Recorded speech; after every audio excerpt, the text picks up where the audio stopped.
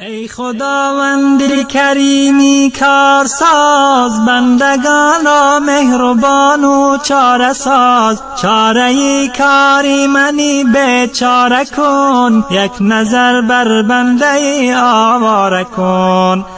گشتم رسوا از این شرمندگی، شرم دارم ندارم بندگی. بنده غافل به درگاه آمده، مجرم و عاصی در شاه آمده. رفت عمرم از پی نفس و هوا، شد تباه حالم خدایا رهنما.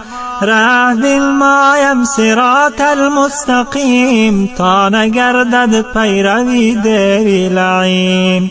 گر نباشی دستگیرم ای خدا، میبرد شیطان مرا دامی بلا.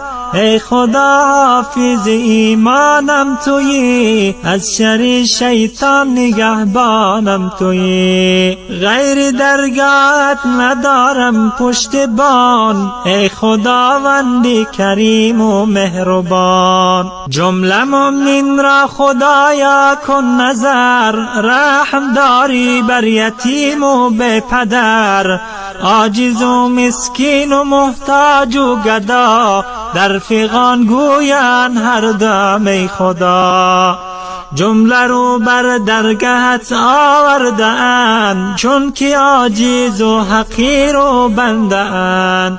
آن که دارد کبر و عجب و فخر و کین، گشته است او پیروی دیوی لعین. لطف کن بر بندگانت ای خدا، ما گنهکاریم و تو غمخوار ما. رحم کن بر حال زاری بندگان، ای خداوندی رحیم و غیب دان. گر نباشد لطف و احسانت به ما، جمله می باشم گرفتاری بلا.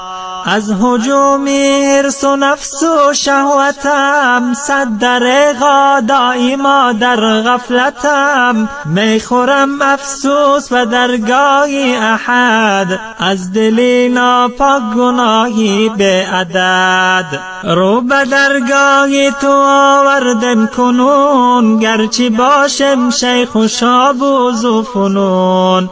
از اجل راهی گریز نیست و بس، من ندیدم از اجل بگریخت کس. ای دریغا از گناهی به شمار، کرده ایم بر جان خود جبر اختیار. ما به جانی خود ستم خود کرده ایم، زین سبب نزد خدا شرمنده ایم. قاری عاجز و مسکین و حقیر، رو به تو آورده است دستش بگیر.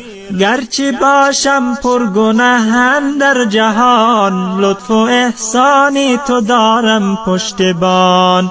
این مناجاتم قبول گردد اگر، بندگانت را نگه دار از سقر. بندگانت را نگه دار از سقر. ای خدا